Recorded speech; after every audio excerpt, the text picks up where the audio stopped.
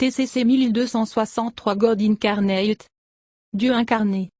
Cher Père, nous te disons merci pour cette opportunité et la proportion de regarder dans ta parole. Nous invitons l'enseignant de l'Église, le Saint-Esprit, d'accomplir son ministère comme nous nous assemblons. Seigneur, nous te demandons d'oindre la parole qui sort de ma bouche pour qu'elle trouve des racines dans les cœurs de toute personne qui va l'écouter. Père, je te prie pour l'illumination, la révélation, la compréhension dans la pensée de tous ceux qui vont l'écouter.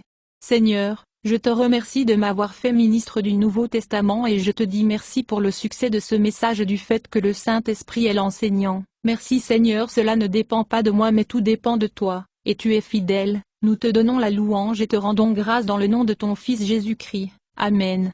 Gloire à Dieu.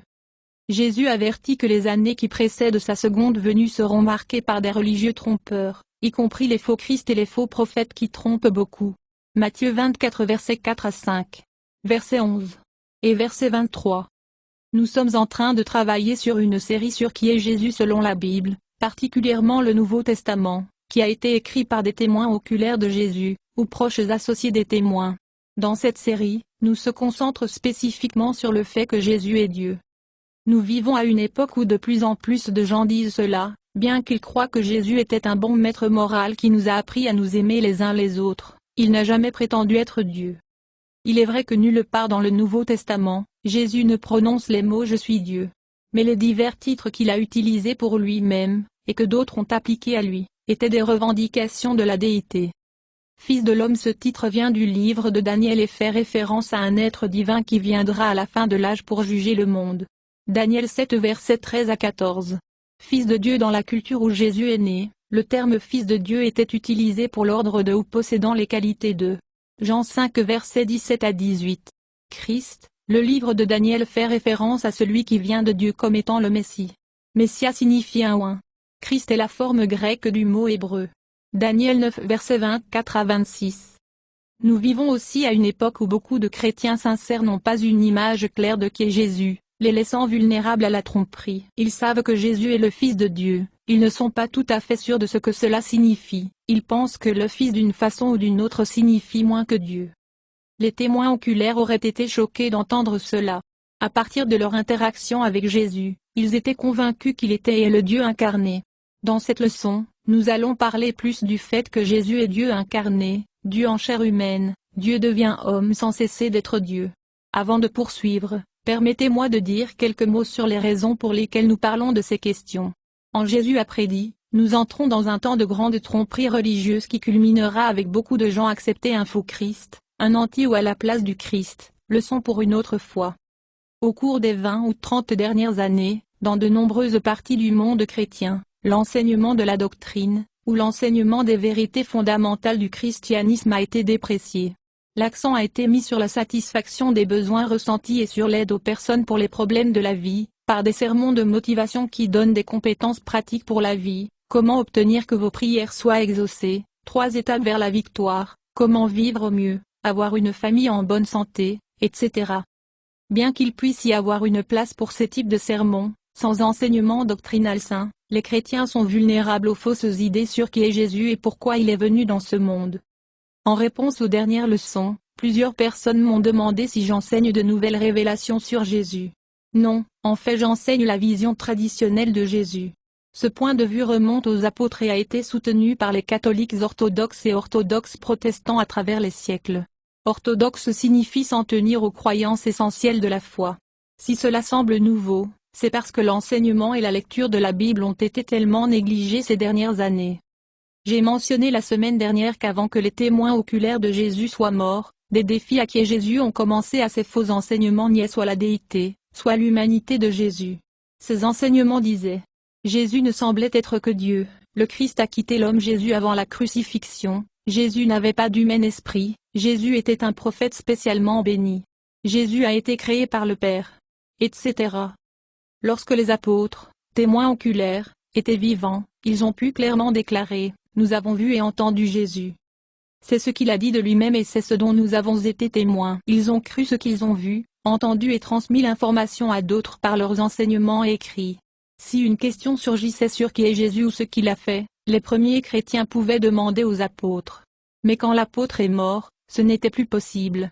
Comme divers défis à la déité et l'humanité de Jésus ont surgi, les dirigeants de l'Église, évêques, se sont réunis, ont tenu des conseils, pour s'adresser ces questions et faire des déclarations définitives sur qui Jésus est, basées sur les écrits apostoliques, le Nouveau Testament, et les traditions, croyances telles que les credos de Nicée et des apôtres.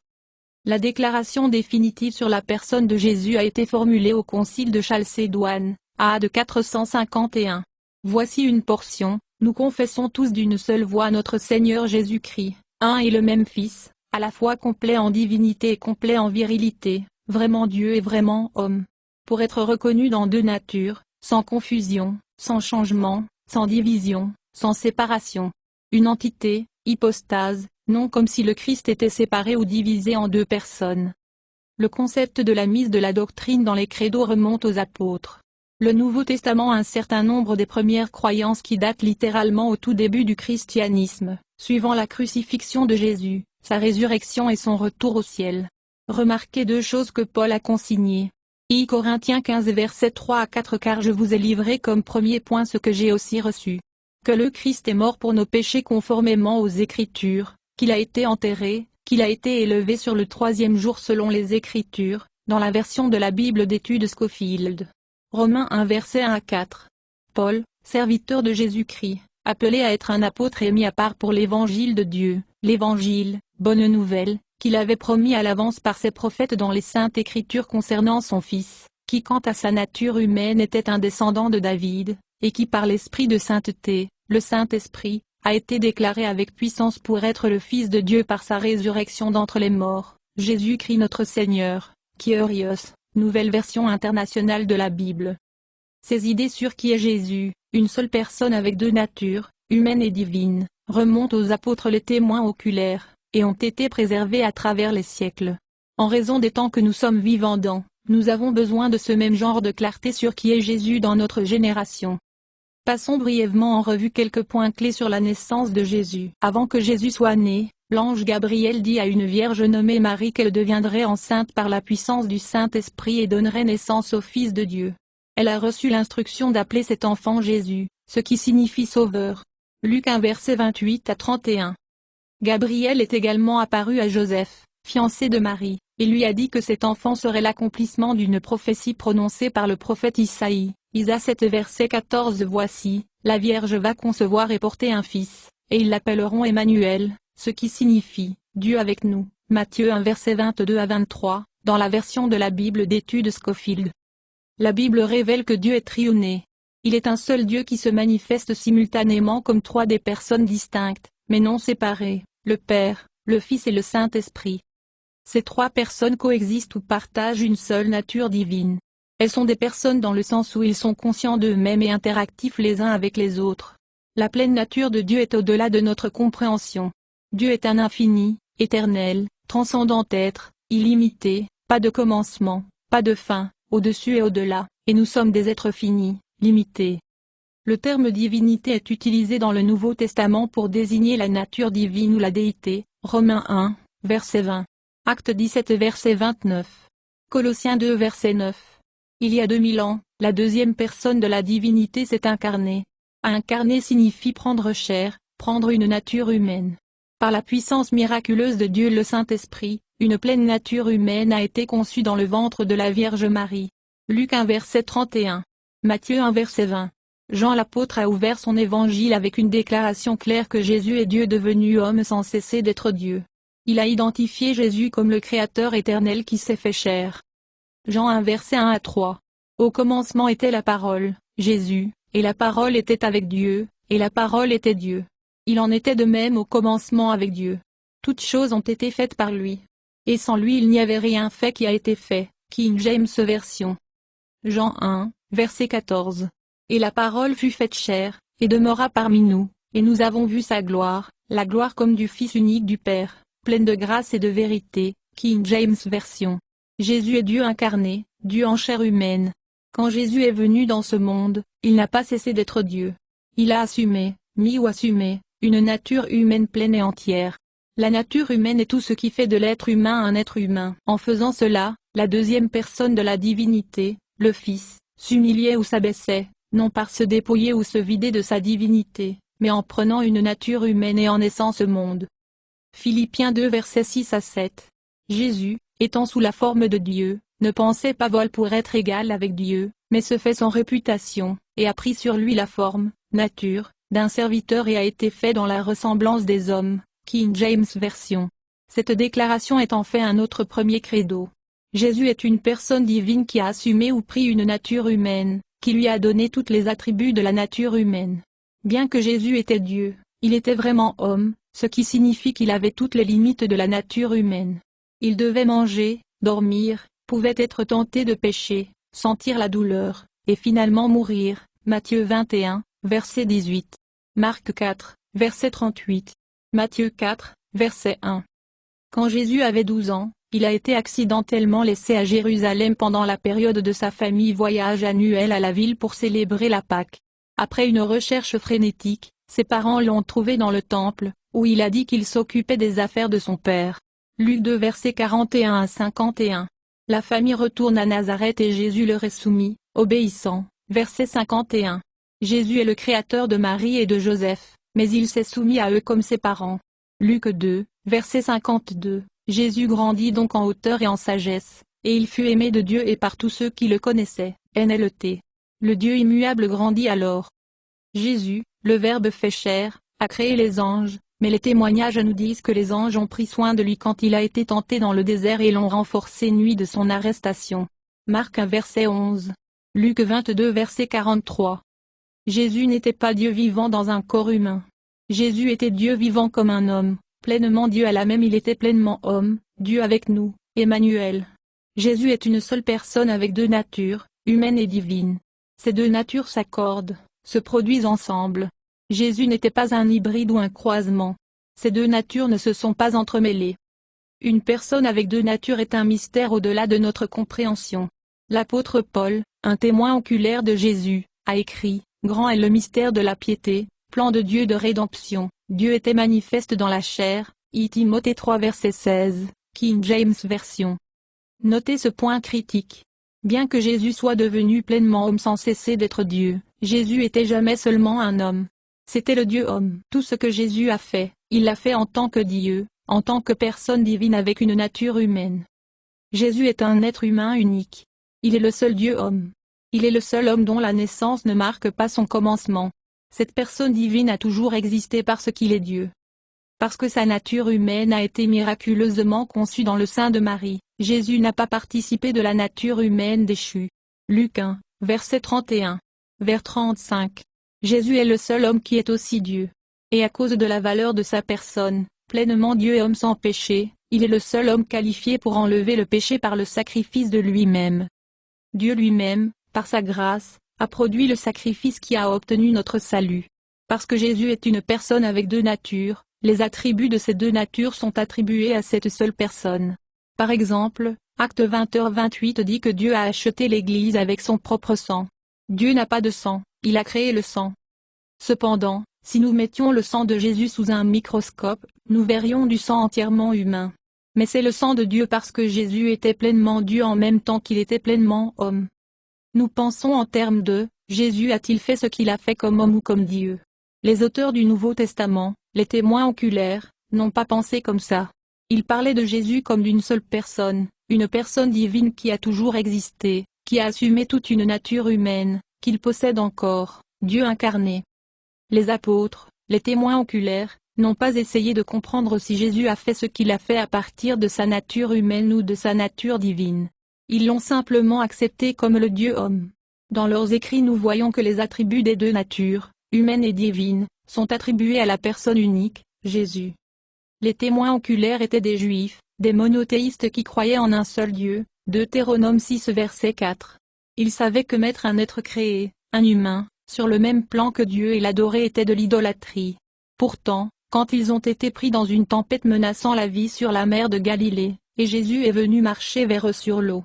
Il a arrêté le vent et la tempête, et ils l'ont adoré, disant, « En vérité, tu es le Fils de Dieu. » Matthieu 14 verset 33. Dans une tempête différente, Jésus était avec eux, endormi à l'arrière du bateau. Ils l'ont réveillé et il a calmé la tempête, et ils étaient remplis de crainte et se disaient entre eux, « Qui est ceci homme que même le vent et les vagues lui obéissent ?» Marc 4 verset 41, dans la version de la Bible du Semeur. Ces hommes savaient depuis les Écritures que Dieu ne dort pas, Psaume 121 verset 3 à 4, mais cet homme endormi a fait ce que seul Dieu peut faire. Marc 2, versets 1 à 12. 4 hommes ont fait descendre un homme paralysé par le toit d'une maison pendant que Jésus était en enseignement. Jésus dit à cet homme que ses péchés ont été pardonnés. Les chefs religieux dans la foule se disaient, c'est un blasphème parce que seul Dieu peut pardonner le péché. Isaïe 43, 25, Micah 7 verset 18, etc. Pour prouver qu'il avait le droit de pardonner le péché, Jésus guérit l'homme. Tout le monde pouvait voir que Jésus était un homme. Pourtant, il a fait ce que seul Dieu peut faire. Pensée des hommes, pardonner le péché et guérit un homme paralysé, et les gens glorifiaient Dieu, Théos. Je réalise que certains des points que je fais sonnent comme de nouvelles informations, et soulever un nombre de questions qui doivent encore être abordées. Mais c'est seulement parce que nous avons l'enseignement des vérités chrétiennes fondamentales, doctrine, et manque de clarté sur la personne de Jésus, qui il est. Nous avons plus à dire sur tout cela la semaine prochaine, mais permettez-moi de faire ce dernier point que nous terminons.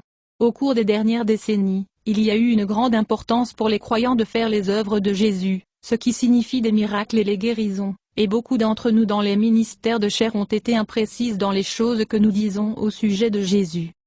Nous avons dit que l'homme Jésus devait être oint par Dieu le Saint-Esprit avant qu'il puisse faire miracle, Acte 10 verset 38. Il est vrai qu'aucun être humain ne peut accomplir des miracles ou guérir quiconque, je ne suis pas parlé de la science médicale en ce moment. Un humain doit guérir par la puissance de Dieu. Bien qu'il soit vrai que Jésus, dans sa nature humaine, n'avait pas plus de pouvoir pour guérir que vous ou moi, Jésus était jamais seulement un homme sans pouvoir. Il est unique. Jésus a toujours eu le pouvoir divin parce qu'il est Dieu. Pourquoi alors Jésus a-t-il dû être oint du Saint-Esprit? Beaucoup de ce que Jésus a fait a été fait pour accomplir la prophétie de l'Ancien Testament sur lui-même et pour remplir les exigences de la loi de Moïse. Jésus est né dans le judaïsme du 1er siècle, un groupe de personnes dont la vie était structurée autour de la loi et les prophètes, l'Ancien Testament, et tout ce qu'il a interdit. Quand Jésus est venu à Jean-Baptiste pour se faire baptiser, Jean n'a pas voulu le faire. Jésus a répondu il faut le faire, parce que nous devons faire tout ce qui est juste. Matthieu 3 verset 15, NLT. Pourquoi était-ce bien? Jésus était sur le point de commencer son ministère public en tant que prophète, prêtre et roi. Dans la tradition juive tous les trois devaient être purifiés et consacrés, oints avec de l'huile, à ce moment. L'huile d'onction était un symbole du Saint-Esprit. Le Seigneur avait déjà dit à Jean que lorsqu'il a vu le Saint-Esprit descendre sur un homme, cet homme était celui pour qui il préparait la voie. Jean 1 verset 33. Est-ce que cela signifie que nous ne pouvons pas prier pour la guérison? Non, parce que le Nouveau Testament nous dit prier les uns pour les autres afin que nous puissions être guéris, et Jésus a délégué le pouvoir aux gens, en les autorisant à prier pour les malades en son nom. Jacques 5, 14-16, Matthieu 10 verset 1, Marc 16 verset 18. Exalter Jésus en déclarant correctement qui il est, Dieu incarné, ne nie pas ses promesses pour nous, mais nous protège de la tromperie sur qui est Jésus et pourquoi il est venu dans ce monde. Plus la semaine prochaine. Ma prière est que par ces leçons chacun de nous sera inspiré pour marcher comme Jésus a marché. Laissez Jésus vous faire confiance à travers sa parole, la Bible. Merci Seigneur pour votre merveilleuse parole que tu as choisie pour que ça passe par moi. Merci Seigneur de choisir des fils et des filles d'être conformes à l'image de Jésus-Christ et d'être faits comme tes enfants en caractère et en puissance, pour tout ce qu'on entend. Que cette leçon puisse nous donner le désir de rechercher et de grandir en Jésus-Christ dans cet endroit. Seigneur, nous vous remercions et nous vous servons sur votre scène, notre désir c'est de demeurer en toi au nom de ton Fils Jésus-Christ. Amen. Louez le Seigneur, louez le Seigneur.